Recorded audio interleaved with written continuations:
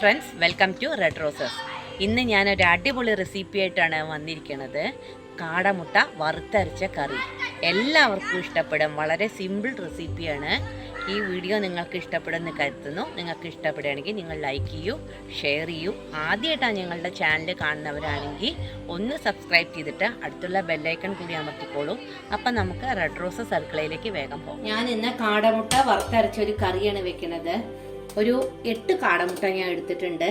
അതൊരു പാനിൽ കുറച്ച് വെള്ളം ഒഴിച്ചിട്ട് കുറച്ച് ഉപ്പും കൂടി ഇട്ടിട്ട് നമുക്ക് അതൊന്ന് വേവിച്ചെടുക്കാം.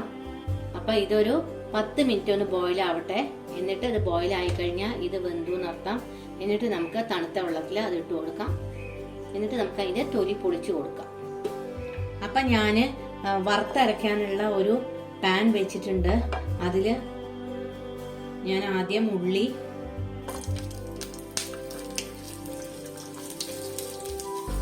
2-3 വെളുത്തുള്ളി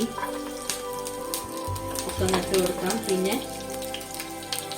കുറച്ച് കറിവേപ്പിലയും ഈ ഒരു ബൗള് തേങ്ങയും അത് അതിലോട്ട് വെച്ച് കൊടുക്കണം കേട്ടോ.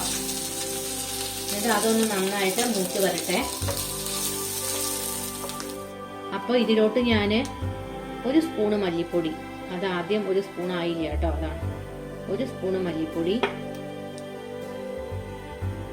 1 സ്പൂണ് മുളക് പൊടി ഇട്ട് കൊടുക്കുകയാണ്. എന്നിട്ട് ഞാൻ ഇതൊന്ന് ഇളക്കിയിട്ട് തണുത്തതിന് ശേഷം ഞാൻ അരച്ചു കൊണ്ടുവരാം. നല്ല പേസ്റ്റാക്കി അരക്കണം കേട്ടോ. അപ്പം ഇത് ഇത്രയും മൂപ്പ് വേണ്ടു. എപ്പോഴും ഇളക്കി കൊടുക്കണം, അല്ലെങ്കിൽ തേങ്ങ കരിഞ്ഞു പോകും കേട്ടോ. അപ്പം എൻ്റെ കാടമുട്ട ഇവിടെ നന്നായിട്ട് ബോയിലായി. അത് ഞാൻ തണുത്ത വെള്ളത്തിൽ ഇട്ട് വെച്ചിട്ടുണ്ട്. ഇനി നമുക്ക് അതൊന്ന് പൊളിച്ചെടുക്കാം. പൊളിച്ചതിന് ശേഷം ഞാൻ നിങ്ങൾക്ക് കാണിച്ചു തരാം കേട്ടോ. പൊളിക്കാനൊക്കെ ഏത് ആൾക്കും അറിയാവുന്ന കാര്യങ്ങളല്ലേ, വെറുതെ വീഡിയോ ലെങ്തി ആക്കണ്ടല്ലോ. അപ്പം ഞാൻ ഇത് അരച്ച് വരട്ടെ. അപ്പം നമുക്ക് വറുത്തരച്ച കാടാമുട്ടക്കറി ഉണ്ടാക്കാൻ നോക്കാം. ഞാൻ ഒരു കടായി വെച്ചിട്ടുണ്ട്. അതിൽ കുറച്ച് കോക്കനട്ട് ഓയിൽ ഒഴിച്ചിട്ടുണ്ട്. അതിലേക്ക് നമുക്ക് കുറച്ച് ആദ്യം കടുക് ഇട്ട് കൊടുക്കാം. കടുക് ഒന്ന് പൊട്ടട്ടെ. കടുക് നന്നായി പൊട്ടി അതിലേക്ക് ഇഞ്ചി, പച്ചമുളക്, വെളുത്തുള്ളി ഒക്കെ ചെറുതായി അരിഞ്ഞിട്ട് ഒന്ന് മുറിച്ച് കൊടുക്കാം.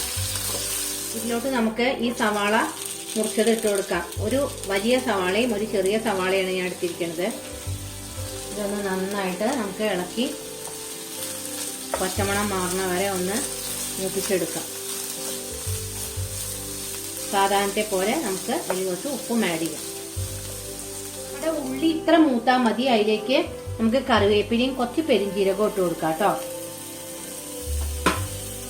അതൊന്ന് മൂത്ത് കഴിഞ്ഞാൽ നമുക്ക് ടൊമാറ്റോന്റെ പ്യൂരി ഒഴിച്ചു കൊടുക്കാം.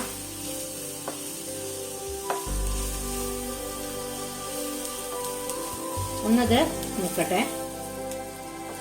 അപ്പോൾ ഇത് എല്ലാം ഒന്ന് ഫ്രൈ ആയി അതിലേക്ക് നമുക്ക് ടൊമാറ്റോ പ്യൂരി ഒഴിച്ചു കൊടുക്കാം. അതിൻ്റെ ഒപ്പം തന്നെ കുറച്ച് മഞ്ഞൾപ്പൊടി ആഡ് ചെയ്യാം, 1/2 സ്പൂൺ. ടൊമാറ്റോ പ്യൂരി ഒഴിച്ചു കൊടുത്താൽ ഒന്ന് നന്നായിട്ട് ഫ്രൈ ആവണം. കാരണം എന്താ വെച്ചാൽ അതിൻ്റെ വെള്ളമൊക്കെ ഒന്ന് വറ്റണം. കുറച്ച് ഒറിഗാനോ ഞാൻ അതിലേക്ക് ഇട്ട് കൊടുക്കുന്നുണ്ട്, ഒരു 1/2 ടീസ്പൂൺ. അതേപോലെ കുറച്ച് ഗരം മസാലയും ചേർത്ത് കൊടുക്കുന്നുണ്ട്. ഇതിന് നമുക്ക് ഒറിഗാനോ പെരിഞ്ചീരകവും ആണ് ആവശ്യം കേട്ടോ.